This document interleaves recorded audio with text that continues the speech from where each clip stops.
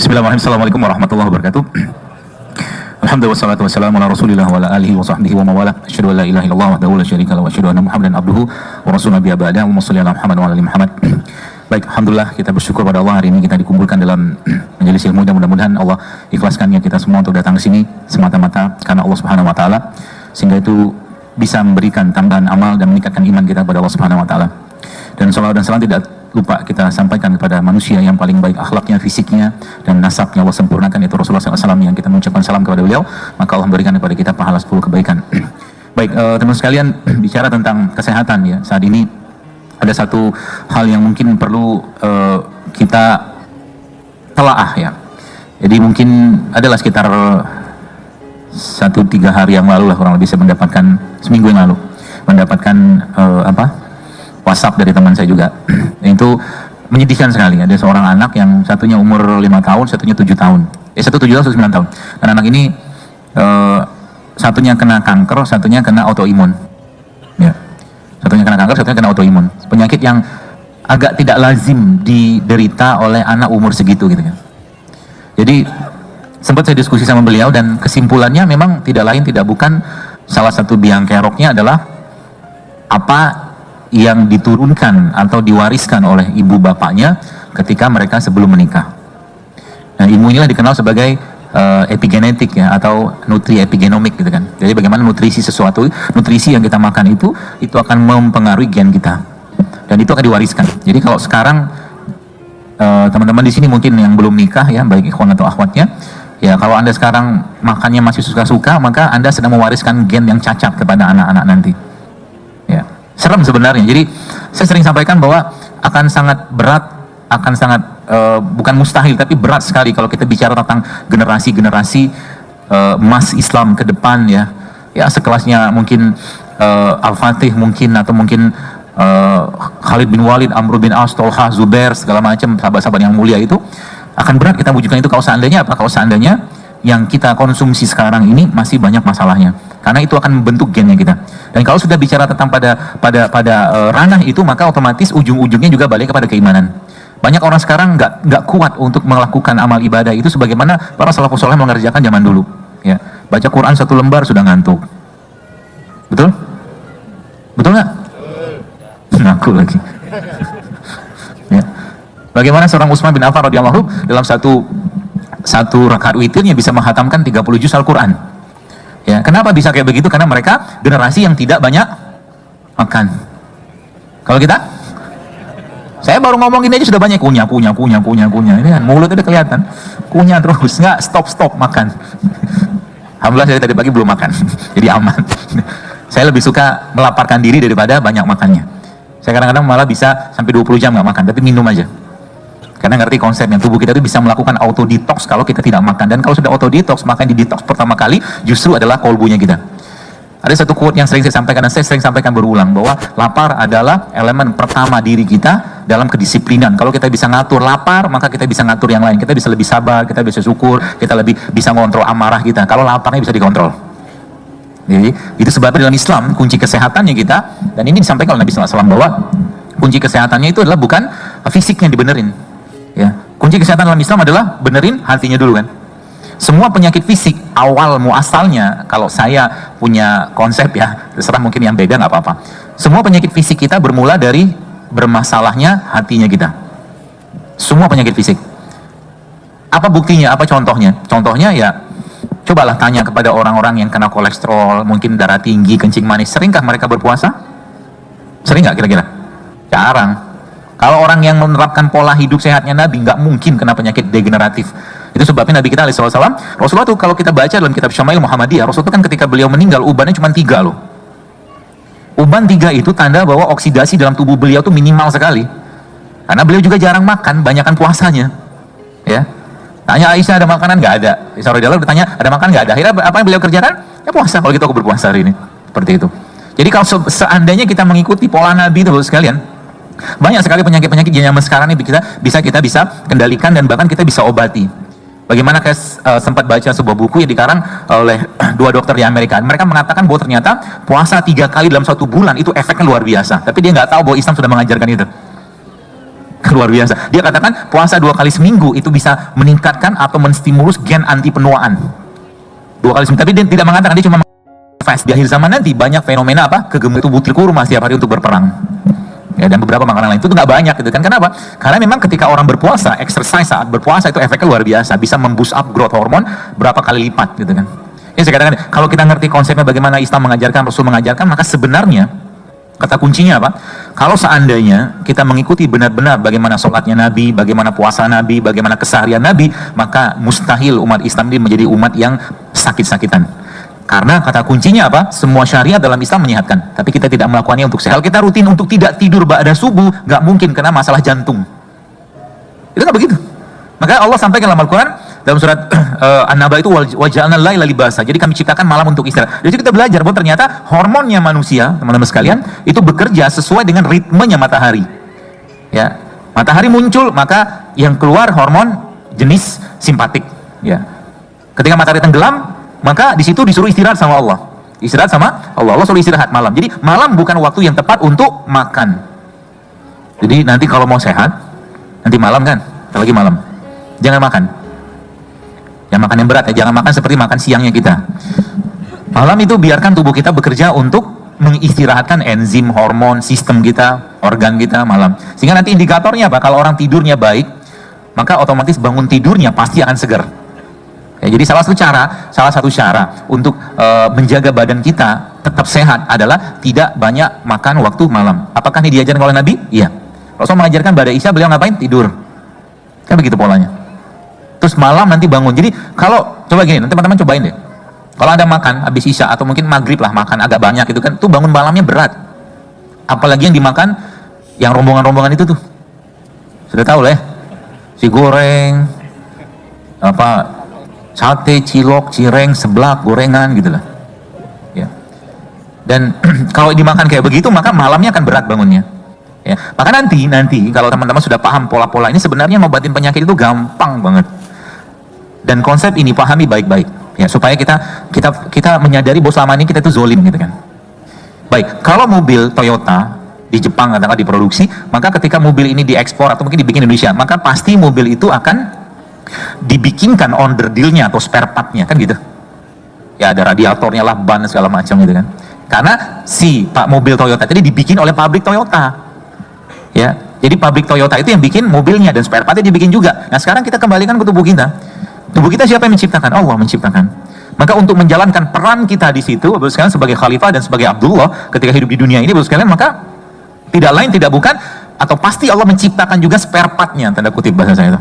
Spare partnya Allah siapkan, toolsnya, which is itu softwarenya dan hardwarenya Allah juga siapkan, bahasa saya aja. Ya, bagaimana softwarenya, bagaimana hardwarenya? Hardwarenya banyak. Ya, yang saya hashtag saya sebut tuh yang produk ciptaan Allah itu kan, yang Allah ciptakan. Jadi kalau misalkan Anda pengen dapat vitamin C mungkin dari jeruk, ya jangan makan atau jangan minum atau mendapatkan terus-menerus jus jeruk dalam kemasan. Kalau Anda pengen dapat vitamin C-nya, makan jeruknya, gitu loh. Jadi kalau kita pengen katakanlah dapatkan antioksidan misalkan dari anggur misalkan, ya jangan makan jus anggur yang dalam kemasan itu. Kenapa? Karena itu bikinan pabrik. Jadi makan anggurnya gitu kan. Dan kalau sudah bicara pada produk ciptaan Allah, maka semuanya pasti bermanfaat. Contoh mungkin saya pernah share semangka. Semangka itu dari mulai kulit hijaunya sampai kulit putihnya sampai kulit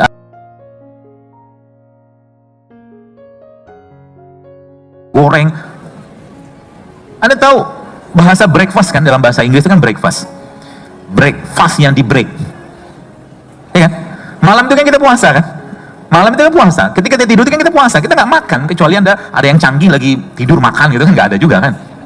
Malam kita puasa terus Nabi mengajarkan apa? Nabi mengatakan ketika pagi hari maka makanlah kurma. Ada mengatakan hadis itu kan makan kurma ajwa 7 butir terhindar daripada sihir. Jadi kata kunci saya mencoba menelaah dengan pemahaman saya. Artinya pagi-pagi itu tidak cocok kita makan makanan-makanan yang minus miskin enzim.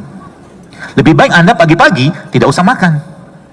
Minum aja cukup. Karena memang secara sainsnya bahwa pagi itu hormon lapar kita lagi rendah-rendahnya.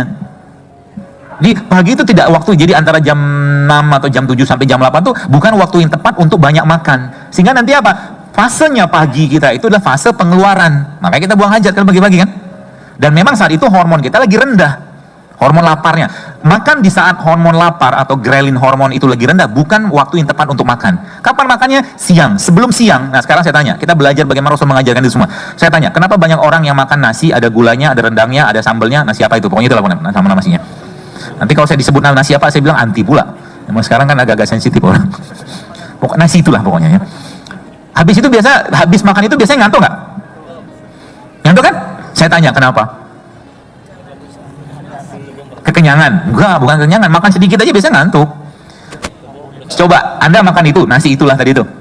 Atau nasi apapun, yang pokoknya nasinya banyak, ada santannya, apakah gitu-gitulah. Terus di samping itu, Anda coba trialnya, makan rujak. Habis makan rujak ngantuk nggak? Rujaknya nggak pedas ya, rujak biasa aja. Kenapa nggak ngantuk? Ya, karena rujaknya masih ada enzim. Maka Islam mengajarkan makan buah itu sebelum makan. Al-Quran mengajarkan surah Al-Waqiah seperti itu. Gitu. Itu makan buah itu sebelum makan. Dan pagi-pagi kan waktu ya, jadi ketika ngantuk maka tubuh minta istirahat. Ketika ngantuk tubuh minta istirahat untuk renewing, refreshing lagi enzim.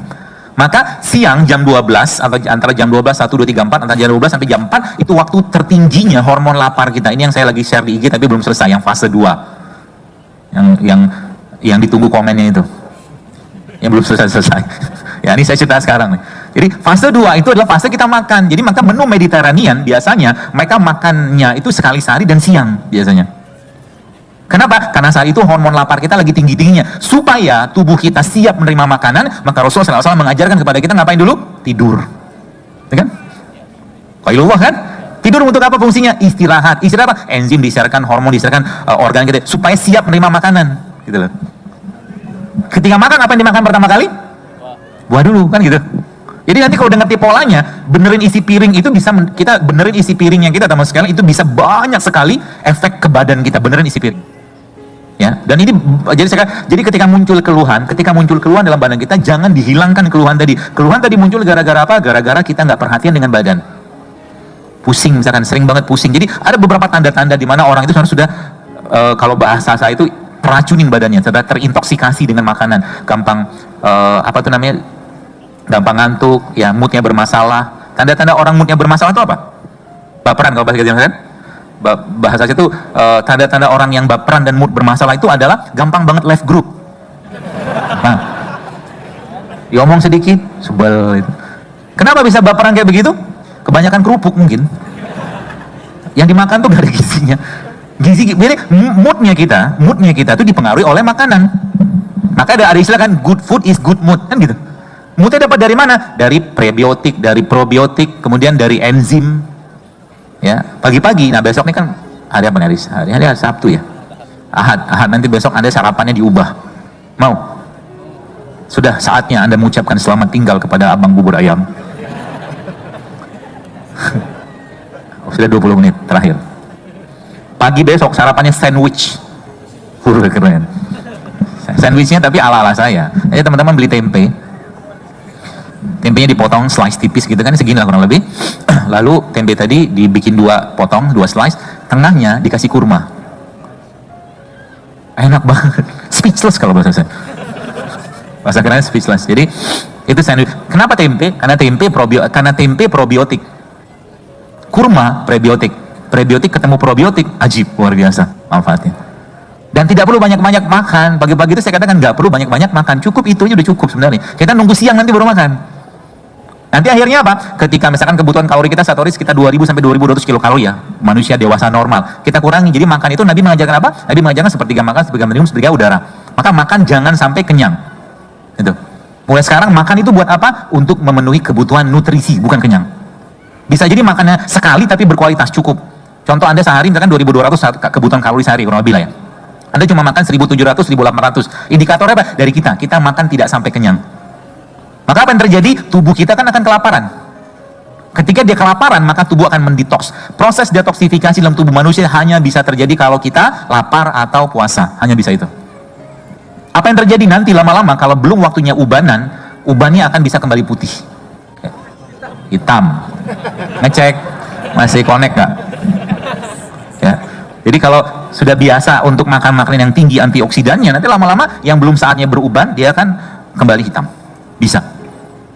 Ini saya cerita sedikit, ada salah satu pasien jamaah saya juga, dia perempuan umur 43 tahun, dia kena autoimun, 43 tahun wanita, dan 43 tahun dia sudah menopause, harusnya kan belum, 43 tahun. Kemudian sempat ketemu dan konsul lah sama saya waktu itu, dan Masya Allah ada saya coba kasih saran ini itu segala macam, itu dia sudah 5 tahun gak mens loh.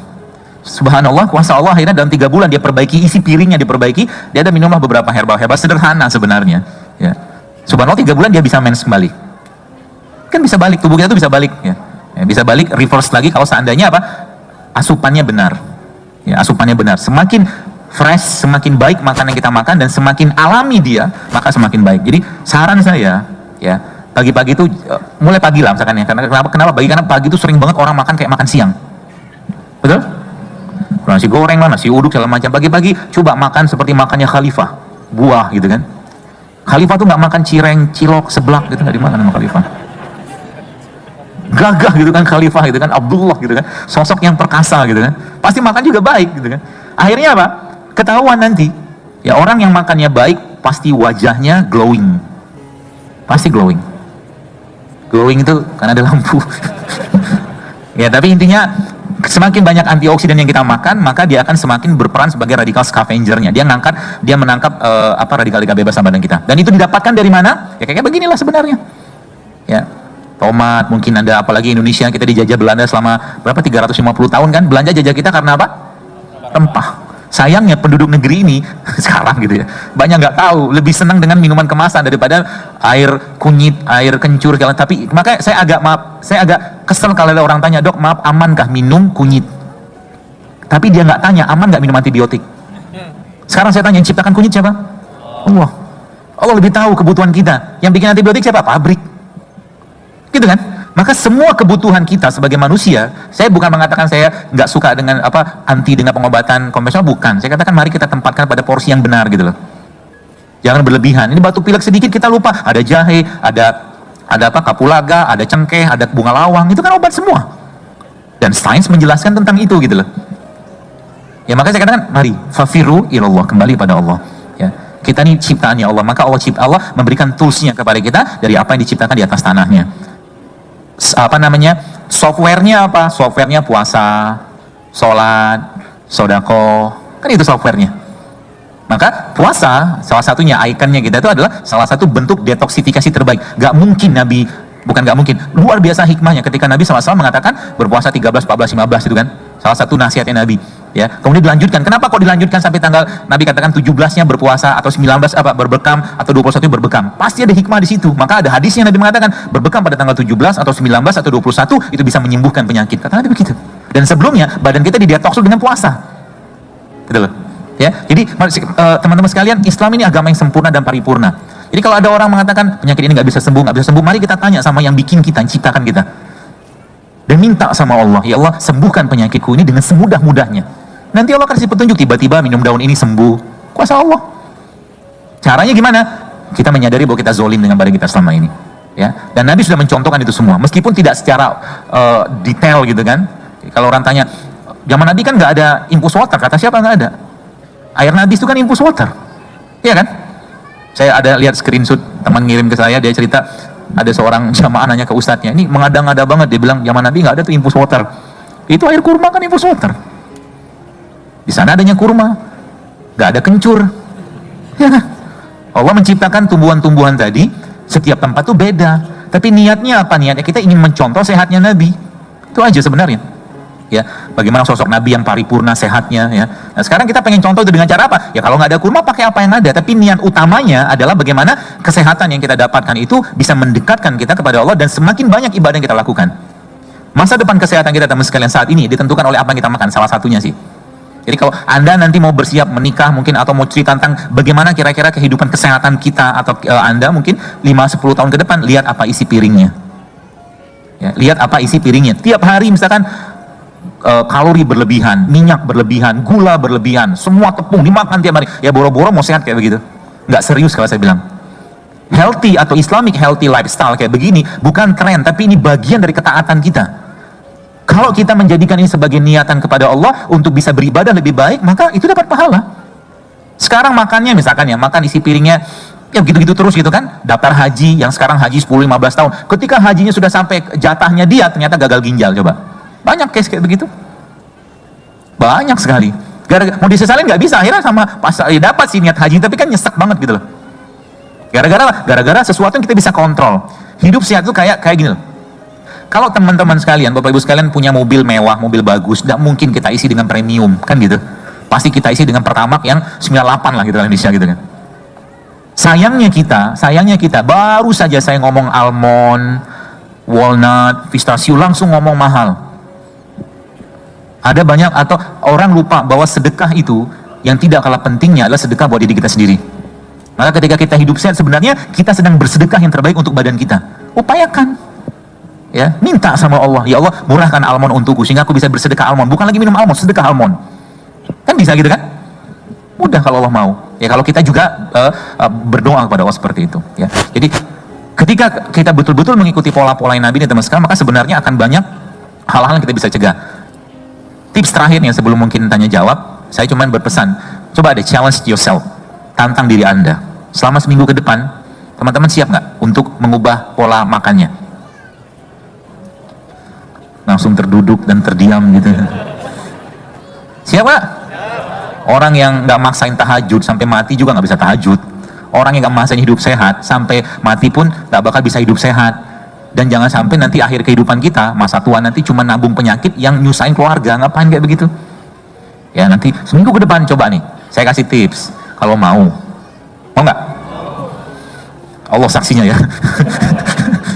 Dalam rangka apa? Dalam rangka bisa beribadah lebih baik, kan gitu. Seminggu ke depan tidak ada lagi makanan berbasiskan tepung yang Anda makan. Sudah mulai sedih? Semua jenis tepung-tepungan seminggu aja nggak usah makan. Ya. Yang pertama, yang kedua, semua makanan minuman yang mengandung gula, pasir. Sudah mulai sedih? Makin sedih? Yang kedua, yang ketiga, seminggu ke depan, kalau bisa, tapi kalau nggak bisa sih nggak apa-apa. Tapi kalau bisa, teman-teman stop makan nasi putih. Mulai terduduk dan terdiam. Tapi kalau memang pengen tetap makan nasi putih, nggak apa-apa. Saya kasih dispensasi. Nasi putihnya 1 sendok makan. Kalau saya sih begitu. Ya. Siap gak? Coba dikerjain. Kerjanya dulu, nanti maksudnya nanti teman-teman akan lihat badannya enak banget. Ya, sudah berapa tadi? 4. Belum. Sedihnya masih berlanjut.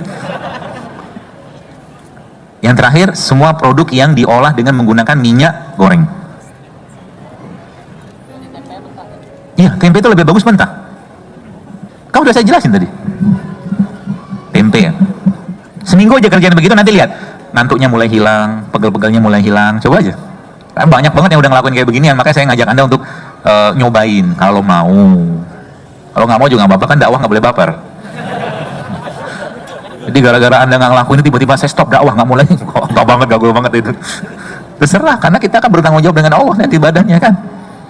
Sudah aku ciptakan ini itu sama Allah kan, tapi masih zolim, urusan masing-masing. Itu ya, seminggu aja. Nanti pulang ini kan, sekarang jam 5 nih.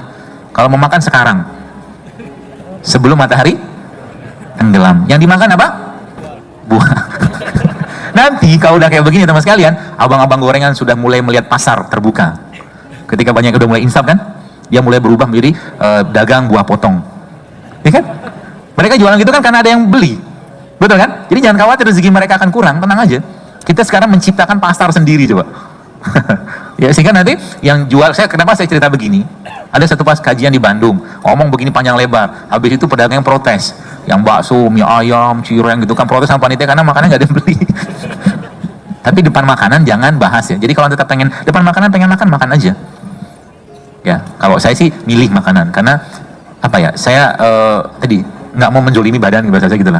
Jadi kalau Anda sodorkan kepada saya mie instan, kayaknya kalau Anda pakai pisau mau bunuh saya makan itu baru saya makan. Tapi kalau nggak saya nggak makan. Kenapa? Ya bisa jadi 1 sendok makanan yang nggak sehat tadi bisa memicu reaksi autoimun, alergi. Nah, bisa kayak begitu memang. Hati-hati dengan makanan. Ya, gitu. Saya kira mungkin cukup pemaparannya, sudah jam 5 juga. Mungkin kalau ada yang mau tanya silakan.